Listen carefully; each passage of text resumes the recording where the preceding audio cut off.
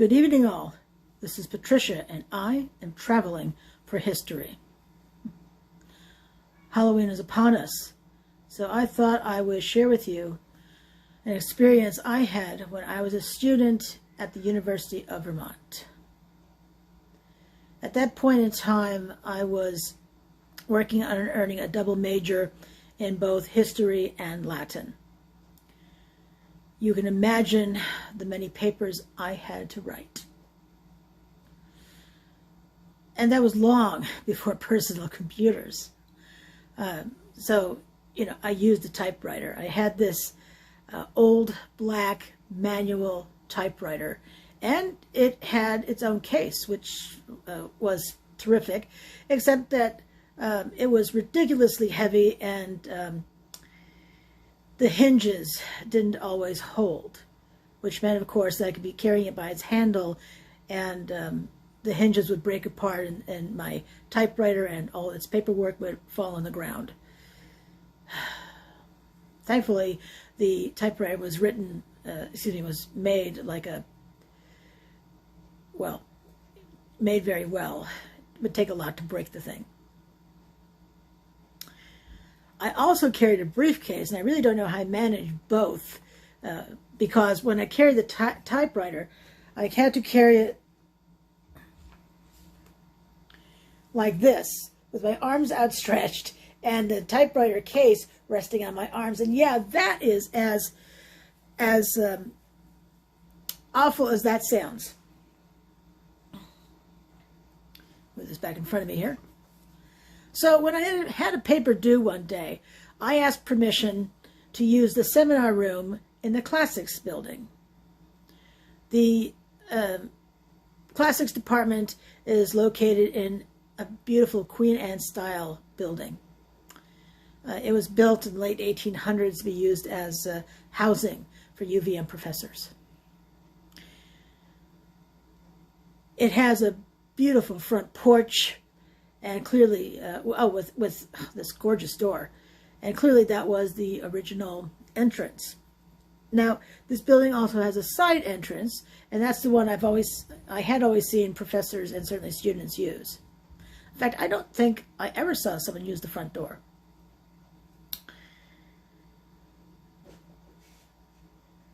I was absolutely elated when I was granted permission to use the room. I had explained that I would probably be working late into the night, and they did not care. Didn't even hear my cat, but he's communicating. The only stipulation I had was that when I was finished, I was to turn off the light in the seminar room and close the door. I knew enough to turn off any other lights I had on, which, yeah. So to that side door led into the first floor.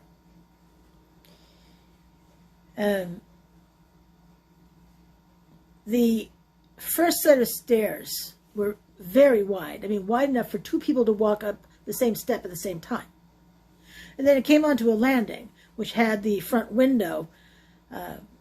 I know it had at least some stained glass. It was beautiful. And then the landing was fairly large. And then you'd encounter a second set of stairs, also wide enough for two people to walk up. And that first door on the right, at the very top of the stairs, was the seminar room.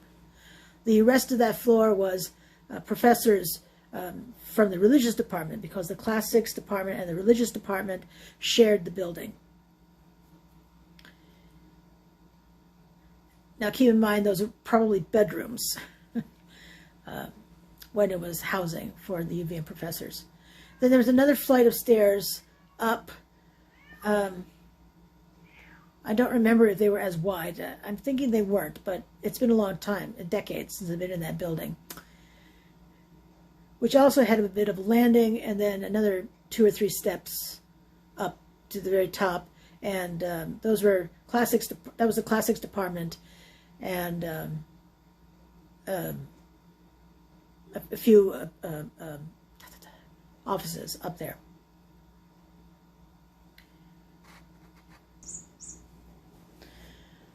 although I was given permission to use the seminar room, I was only allowed to use it at the end of the day. So I arrived around 4 p.m. And I think the last professor left around 5 p.m. And it wasn't long after that when I decided to shut off the hall light. It's just always been my habit to turn off lights I don't need. It wasn't long before I was looking at my notes, typing my paper, pulling the paper out and putting it face down on the stack. And frankly, I was being very productive, and suddenly, poof, it was already 9 p.m. 9 p.m. was a significant time on campus. That's when security would come around to make sure that the buildings were closed, lights were off, they were empty, and then locked up. So I wasn't surprised to hear the door open and someone coming in. That said, I was surprised that the person was using the front door, but then again, I'd never been there when security came around to do their checks. When I was in college, I was a work study at the Robert Hull Fleming Museum. Since I worked in the gift shop and was often there for events, I had met and knew all of the security guards. So at UVM, there is police services and security. Police services, those are the folks who carry the guns and deal with whatever problems are on campus. And security, those are the folks who close and lock up, who close and then open the buildings. They do those kinds of things. So, let me be clear, this is security coming around to do this. So when I heard the front door open and close, I called out and said, "Hey, it's Patricia. I'm a work study at the Fleming. I have permission to be here." So, on the first floor, I'm hearing footsteps. And no one answered. I figured, well, I'm on the second floor. Maybe they didn't hear me. I'm pretty loud, but I don't know. No one answered anyway. And then I heard them starting to come up the stairs.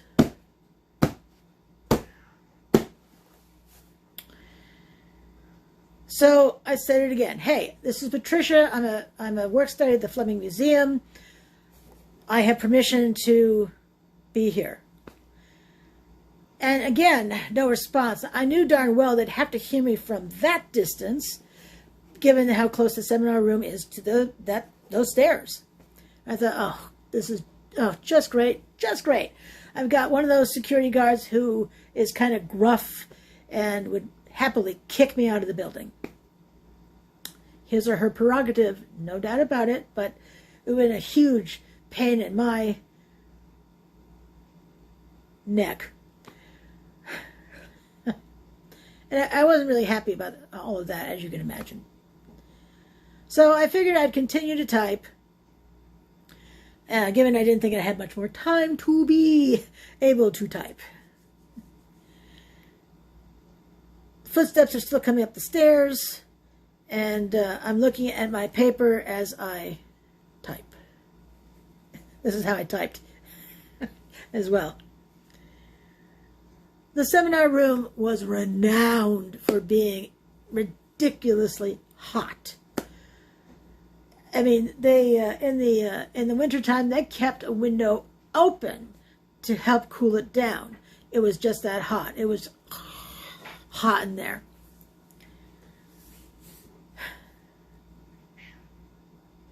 Even keeping the window open didn't keep it any cooler.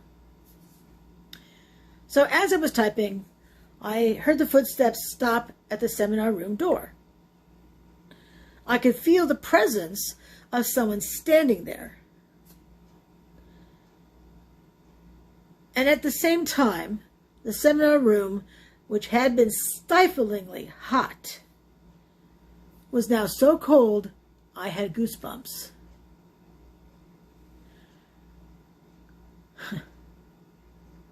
I'm reliving it right now, and I have goosebumps right now.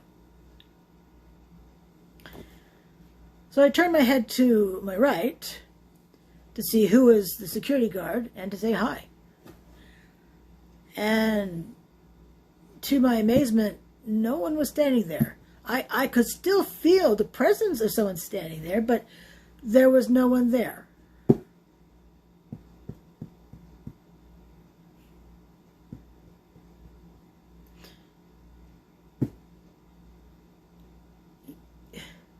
After a couple of minutes, the footsteps continued across the floor and then started to head up the next set of stairs.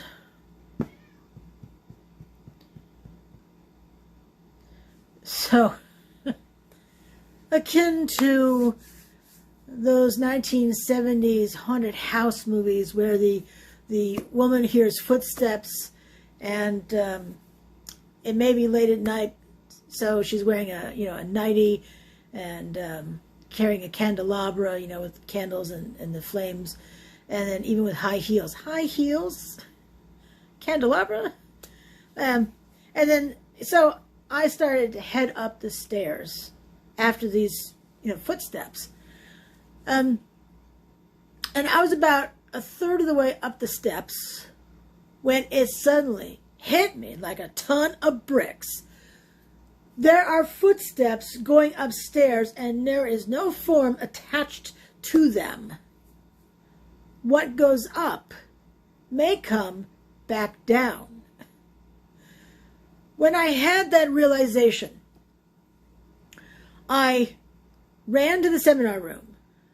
I slammed that lid back on my typewriter and locked it.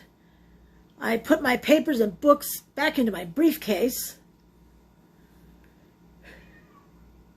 I picked them both up. I shut off the light. I closed the door. Turned on the hall light, ran down the stairs, turned off that light, left the building. And I vowed I would never again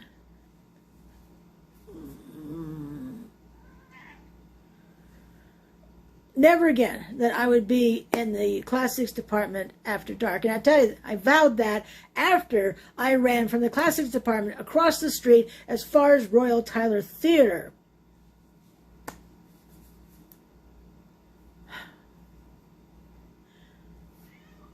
As of the filming of this video, I graduated 35 years ago, and in 35 years, I've never again been in the classics department after dark. Crazy. Crazy story. And I thank you for watching. This is Patricia. I'm traveling for history. And until I see you again, happy Halloween. Bye now.